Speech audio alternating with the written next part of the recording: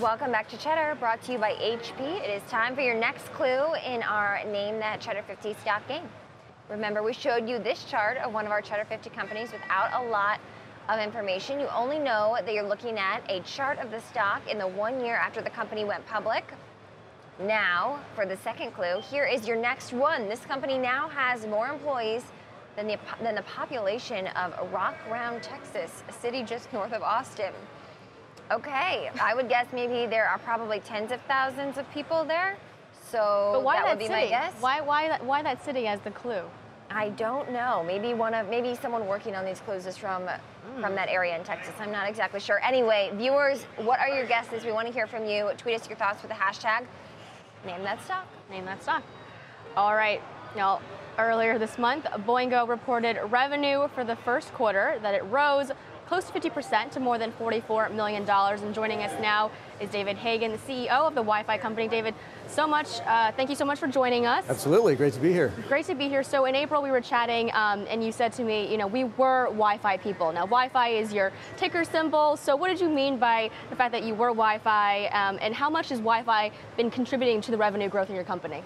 Yeah, we've gone through a major transformation at Boingo, and we were known as the Wi-Fi people at major airports in the US, and we still do that. That's still a good chunk of our business, but now when we went public in 2011, that was the majority of our business, where today it's less than 20% of our business. So the Boingo transformation has been about moving from what we call the retail business, consumer credit card driven business, towards wireless infrastructure. So we build wireless networks in partnership with the major carriers, so AT&T, Verizon, Sprint, and T-Mobile, in major types of venues. Again, people know us in the airport space, but we're also in stadiums and arenas, we're on military bases.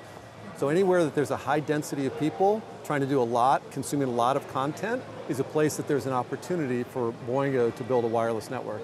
So we saw the earnings come out not too long ago, exceeding expectations on the top and bottom line, though the company did post a quarterly loss. And then when we talk about where you've expanded, so 5 Hawaiian airports in that particular quarter, the new Transbay Transit Center in San Francisco, 9 PATH stations in New York, and then now 40% subscriber penetration, at least for the first time for the military, with the addition of 21,000 new subscribers. And so what are the next opportunities for you? Is it to dive deeper into stadiums? Is it to dive deeper into the military, to dive deeper into airports? Where are you focused on going forward? So as you mentioned, Kristen, we had an amazing quarter, right? We had 44.3 million in revenue, it was 28% growth year over year. EBITDA was 12.4 million, 119% growth. We generated $8 million of free cash flow, which was more than the free cash flow of all of 2016. So it was a great quarter, no matter how you define it. Where we go from here is really more of the same. So the need for network densification, which is a macro trend,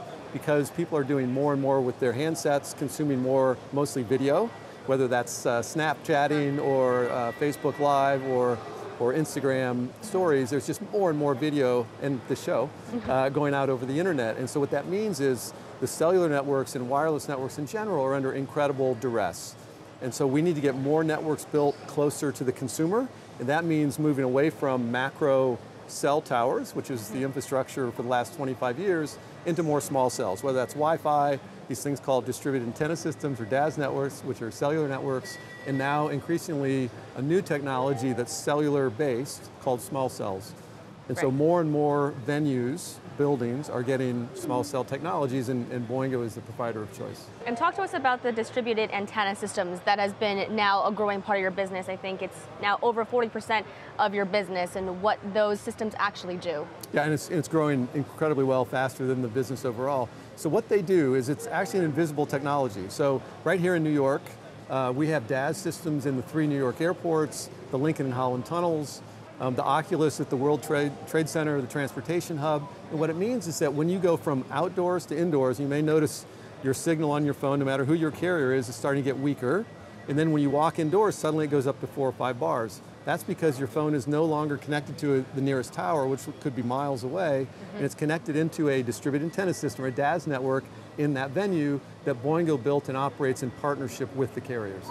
And then we know at Mobile World Congress, you hit on some of the things I think that you've been hitting on here. So collaboration, right? Coexistence as the world moves to 5G. And so with partners that you may already be partnered with or working with now or look to work with in the future, do they recognize this as well? Is this something that you would say is industry standard, or is it hard to get people to come around and certain companies, legacy companies, to come around to the idea of coexistence and collaboration in a 5G world? Well, it's coming, I'll say that.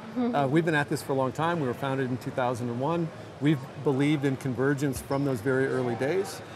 We believe that there would be Wi-Fi chips in every device. We believe that people would be doing more and more data consumption that would need to be consumed to go over Wi-Fi networks. And so the market is moving toward us. We've been doing both these cellular extension networks and Wi-Fi networks for 15 years. 5G, which is the spec that's just being developed, for the first time is going to include licensed and unlicensed technology. So that, I think that proves our point, which is convergence is the way of the industry, and Boingo has been leading the way towards that convergence.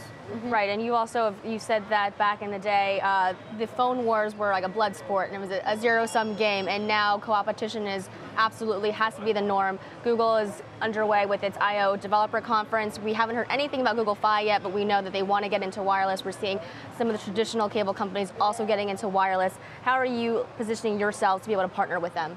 Yeah, so co-opetition is the term that we've always used. We always felt like if there was more and more wireless infrastructure getting built, even if it's not all Boingo, no matter who is helping to get more networks built, that the rising tide will lift all boats. So we've always believed in a co-opetition model. We may compete with a partner at some point for a venue win, and sometimes against one of our carrier partners, but then once we or someone else wins that venue, typically everybody works together to get the wireless infrastructure built because it benefits everyone to have a better cellular or user experience in those venues.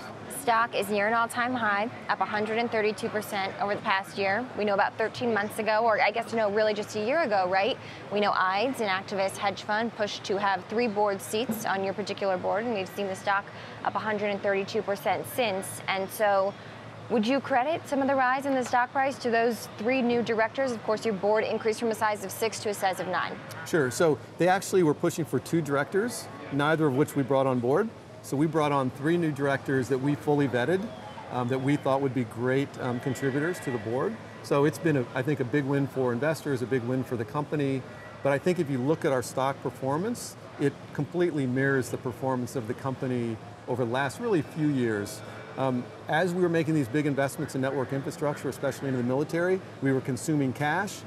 Consuming cash just means risk to investors. So as they've seen us coming out of that major investment cycle, we had a free cash flow second half of 2016. I mentioned $8 million in free cash flow in Q1. So now that they're seeing all of those bets that we made, if you will, on network infrastructure are working, I think that's really buoyed the stock. So we're actually not an all-time high now. We were. Close. We're down a little bit. So Close. And plenty of room to go, we think. Well, but since the transition and your move to DAS systems and into the military, which we're not going to have time for today, unfortunately, but we'll definitely bring you back to talk about more of those things in your partnerships as well. Great, thank you, Hope. All right. Great to be here. Thank you. David Hagan, CEO of Boingo, here on Cheddar.